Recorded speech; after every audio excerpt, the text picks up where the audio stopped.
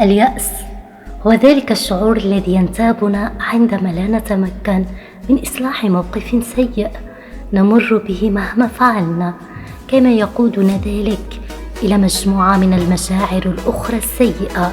الوحدة، الشعور بالوحدة حتى وإن كان موجودا وسط مجموعة من الأشخاص يعد من أسوأ المشاعر التي تنتاب أي شخص، ويصيبه شعور بأنه غير مفهوم ولا أحد يشعر به أو يهتم حتى لأمره.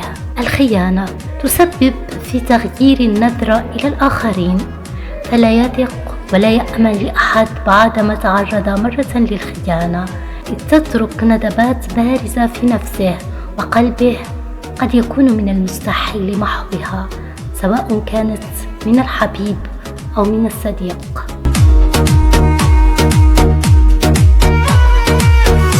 ألا تجد مع من تتحدث.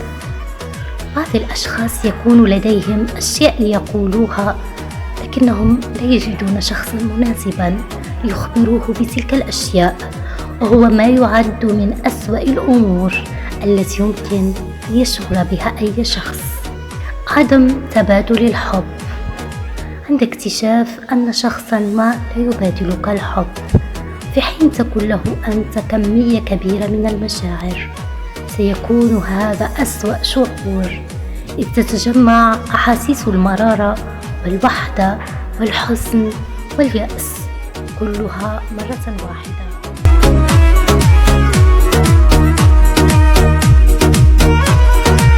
نسيان شيء هام.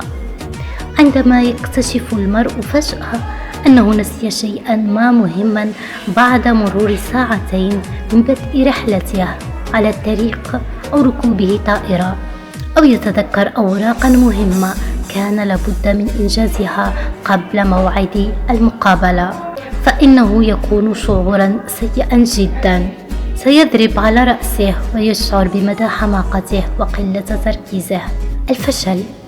بالنسبة لهؤلاء الأشخاص المجتهدين المجدين، فإن أسوأ شعور هو الفشل، وهو ليس فقط الذي يمكن أن يحدث لك بعد المحاولة، بل إحساس الفشل الذي يشعر به المرء بسبب عدم امتلاك الشجاعة لخوض المحاولة بالأساس.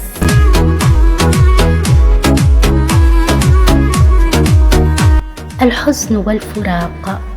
شعور الحزن في الصباح التالي للانفصال عن حبيب له أو وفاته أو فقده لأي سبب، يستيقظ على مشاعر ضبابية ثم تصدمك الحقيقة، فلم يكن الأمر مجرد كابوس مرعب بل حقيقة، وتبدأ إدراك أنهم رحلوا ولن يعودوا.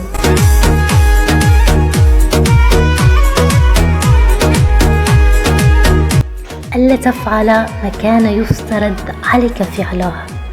من ضمن أسوأ المشاعر التي قد تنتاب المرء ما يحدث حين يكون مسؤولا عن القيام ببعض الأعمال المهمة وينسى القيام بها مثلا، ثم يدرك أن الآخرين بدأوا ملاحظة أن تلك الأعمال لم تتم، وأنه بات مقصرا في نظر نفسه ونظر الجميع. فقدان الشعور من الأساس يعد أيضا من أسوأ المشاعر التي قد تصيب أحدا منا يوما ما، عندما يعرف الشخص أنه ينبغي له أن يشعر بشيء ويرغب في أن يشعر بأي شيء من حزن، فرح، قلق، توتر، أي مشاعر، لكنه لا يشعر بشيء على الإطلاق. شعور أول يوم في العمل بعد عطلة نهاية الأسبوع. بالنسبة إلى البعض، فإن إحساس ساعة عودتهم للعمل بعد عطلة نهاية الأسبوع هو أسوأ شعور يمكن أن ينتابهم.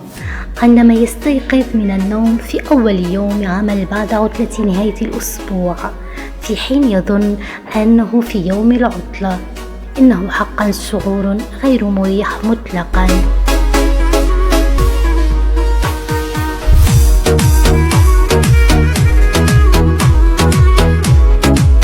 هل ترى أن تلك القائمة تحوي حقا أسوأ ما يمكن أن يشعر به أي شخص في هذا العالم.